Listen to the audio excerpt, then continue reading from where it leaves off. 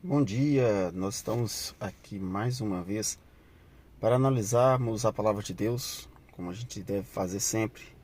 Sempre devemos ter aí uma leitura diária da Bíblia. E nós estamos hoje aqui para falar sobre esse texto. Eu já tinha gravado o vídeo, acho que foi o primeiro vídeo que eu gravei, foi sobre esse assunto. Eu gostaria de voltar nele de uma forma mais contundente, reduzida.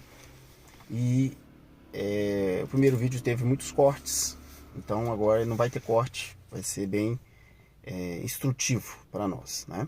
Todos os cristãos anseiam pela volta de Jesus. Eu acho que a grande esperança de todo cristão é que Jesus volte, porque ele mesmo tinha prometido que ele voltaria. Porém, entre os cristãos há várias nuances ou vários entendimentos de como será a volta de Jesus, né? Existem várias crenças de como ele vai voltar. Todos acreditam que Jesus vai voltar, porém de formas distintas e diferentes, tá? E eu gostaria de falar aqui sobre um texto que é usado para ilustrar uma forma, tá? Esse texto é usado de uma forma que não é o que a Bíblia que a Bíblia tensionava, né? Que a Bíblia mostra que deveria ser. E vocês vão ver que esse texto não diz o que alguns pensam que ele diz, tá bom?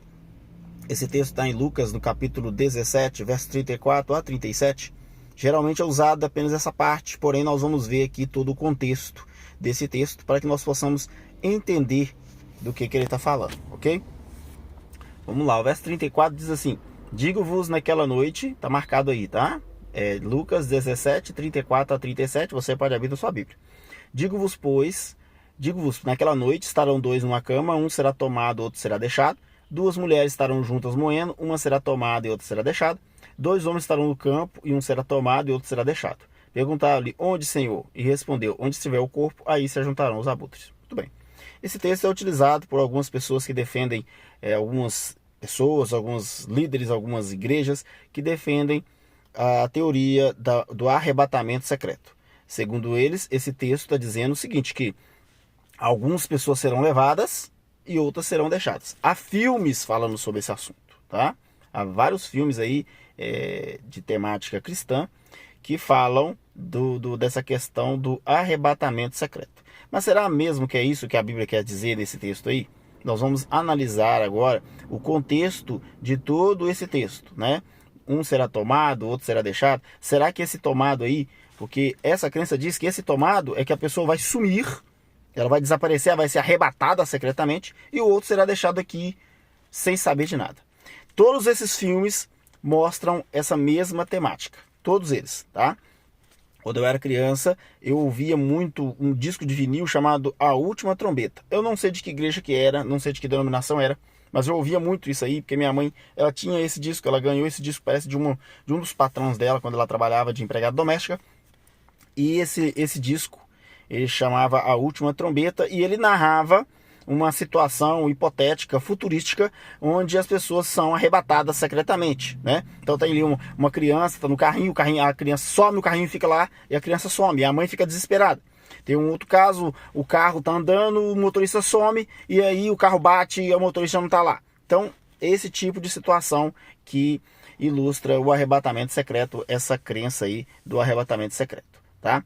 Então nós vamos ver se é isso que a Bíblia ensina, tá? Para isso nós temos que aqui ler todo o contexto. Nós vamos aqui nesse texto, vamos ver se é isso que esse texto aqui está ensinando.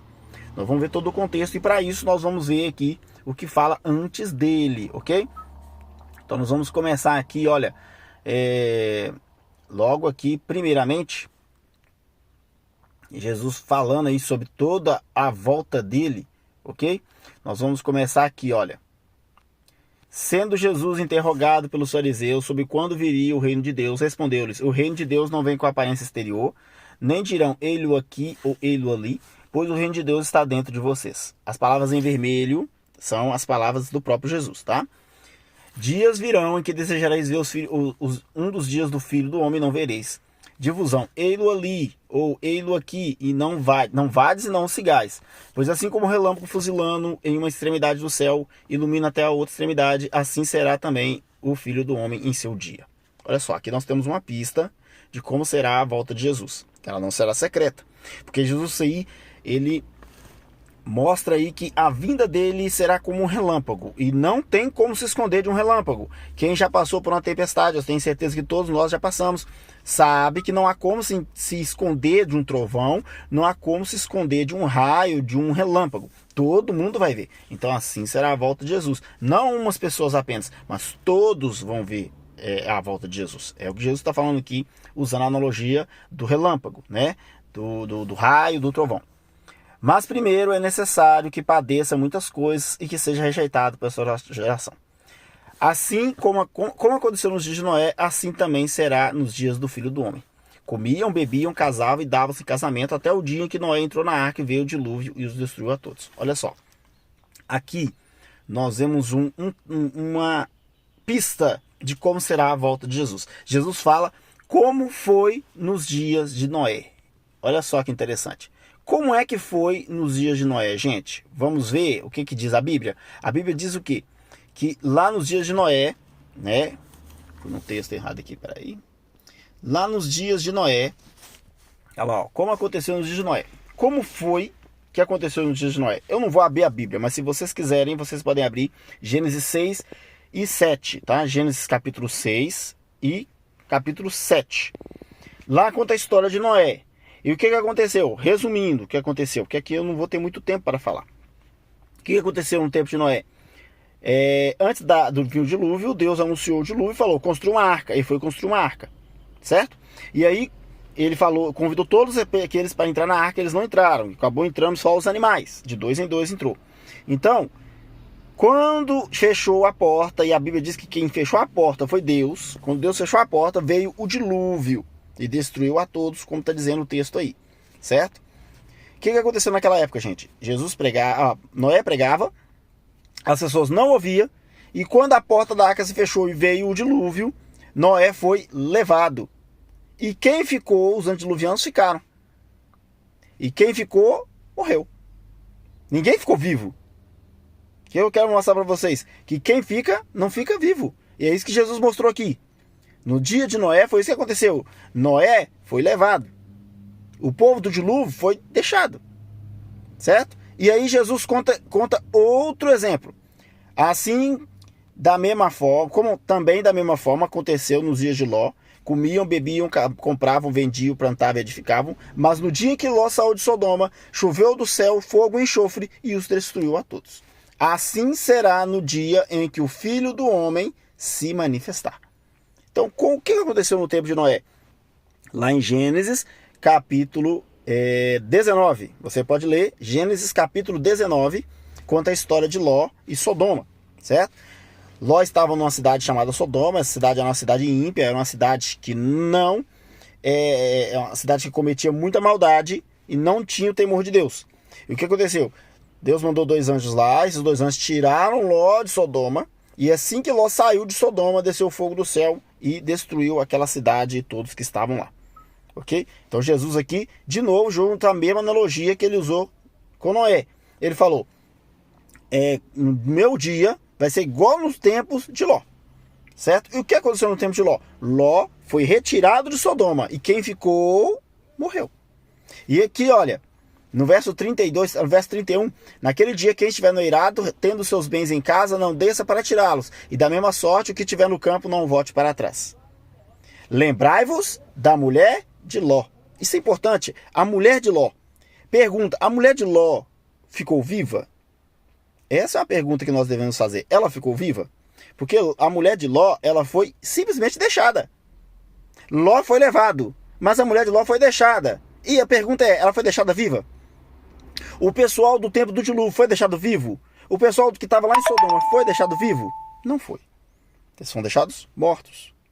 E aí nós vamos lá, 33. Pois qualquer que procurar preservar sua vida, perdê-la-á. E qualquer que a perder, conservar. Digo-vos, naquela noite... Aí nós vamos ao texto. Digo-vos, naquela noite, 2 estarão numa cama. Um será tomado e outro será deixado. Quem vai ser tomado? Quem vai ser tomado? Aqueles que aguardam Jesus. E quem será deixado? Aqueles que não aguardam Jesus. Agora a pergunta é a seguinte: quem for deixado, vai ser deixado vivo? Conforme ensina essa teoria do arrebatamento secreto? Não. Porque no tempo de Noé, quem foi deixado morto. No tempo de Ló, quem foi deixado morto. E Jesus ainda lembra, lembrai-vos da mulher de Ló. Ela foi deixada. Ela foi deixada viva? Não, ela virou uma estátua de sal. Aí continua, 2 mulheres estarão juntas moendo, uma será tomada e outra será deixada. 2 homens estarão no campo, um será tomado e outro será deixado. Então, ou seja, nós vemos aqui o seguinte, que quem será levado, vai ser levado vivo. Quem será deixado morto. Porque Jesus usa a analogia de Noé e de Ló. Se você tem dúvida, leia as histórias. Gênesis capítulo 6, capítulo 7, Noé. Gênesis capítulo 19, a história de Ló. E você vai ver se quem foi deixado vivo, conforme ensina a teoria do arrebatamento secreto. Agora, eu quero mostrar para vocês aqui, para finalizar essa mensagem, eu vou mostrar para vocês aqui o finalzinho dela, que é esse finalzinho aqui que é muito importante. Olha, o verso 37. O que é que o verso 37 diz? O que é que o verso 37 diz? Deixa eu voltar aqui, peraí. Isso. O que é que o verso 37 diz? Perguntaram-lhe, quem perguntou? Os discípulos. Onde, Senhor? Onde o quê? Onde, Senhor? E respondeu-lhes, onde estiver o corpo, aí se ajuntaram os abutres. Nós precisamos saber o que significa essa palavra onde. Eu andei perguntando aqui, porque existe onde e aonde. Quem estuda português aí sabe que existe uma diferença entre onde e aonde. Nós vamos ver qual a diferença que é essa. Eu vou lá no Google. Aqui, ó, vou abrir o Google aqui. E aqui eu vou perguntar onde e aonde. Ó. Onde e aonde. Olha lá. Aqui a IA já está respondendo. Usa-se onde para indicar lugar fixo, sem movimento, acompanhado de verbos como estar e ficar. Enquanto aonde indica movimento ou destino, sendo substituído por para onde e usado com verbos que expressam deslocamento, como ir ou chegar. Então o que está falando lá? Os discípulos queriam saber de um dos grupos. Eles queriam saber ou de quem estava sendo tomado ou de quem estava sendo deixado. Certo? Era disso que os discípulos estavam perguntando. Os discípulos queriam saber sobre quem seria tomado e sobre quem seria deixado. Um desses grupos. Não podia ser os dois. Por quê? Porque um será levado e o outro será deixado.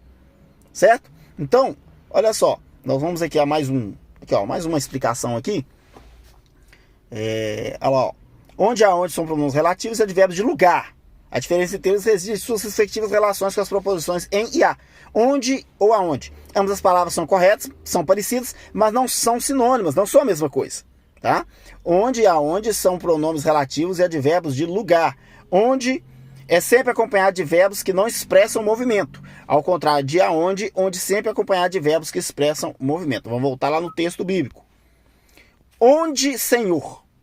Significa que os discípulos queriam saber de quem? De quem estava ficando. Eles não queriam saber de quem estava partindo, de quem seria tomado. Eles estavam querendo saber de quem estava ficando. Quem está ficando aqui, Senhor? O que vai acontecer com eles? Onde, Senhor? Advérbio de lugar, de quem está ficando, de estático, de quem está ficando. Ou aonde, se aqui eles estivessem falando de quem está caindo, eles falariam aonde, Senhor? Mas aqui eles perguntam onde. Tá? Onde? E o interessante é que eu já olhei várias traduções da Bíblia sobre esse texto e todos aparecem a mesma palavra. Olha só.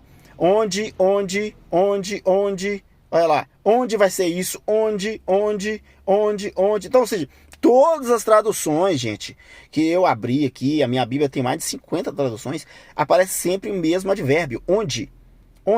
Então, ou seja, Jesus estava falando aqui, os discípulos estavam falando aqui, eles queriam saber de quem estava ficando. E aí Jesus dá essa resposta aí, que seria uma resposta muito dura. Ele falou, onde estiver o corpo, aí se ajuntarão os abutres. Então Jesus aí está dizendo claramente que quem ficar, vai ficar morto. Porque abutre, urubu, não come quem está vivo. Urubu come quem está morto. Então Jesus aqui responde claramente, onde, Senhor? O que vai acontecer com esses aí que vão ficar? Porque é desse que nós queremos saber, porque nós estamos usando onde e não aonde. Então nós queremos saber de quem vai ficar. O que será deixado? O que será deixado como? Morto. Jesus fala claramente com isso. Vai ser deixado morto. Porque onde que o corpo desse estiver, o urubu vai vir comer. Certo? Então nós vemos aqui que esse texto não pode ser usado para defender a teoria do arrebatamento secreto. Tá certo? Por quê? Porque o arrebatamento secreto diz que as pessoas que vão ficar vivas. Mas a Bíblia diz que eles vão ficar mortos. E nós temos exemplos aí. Noé, Ló, e vemos Jesus falando claramente que quem ficar aqui vai ficar morto. Então eu espero ter respondido essa dúvida, tá? E que você possa ficar esclarecido com relação a este assunto. Então, até a próxima.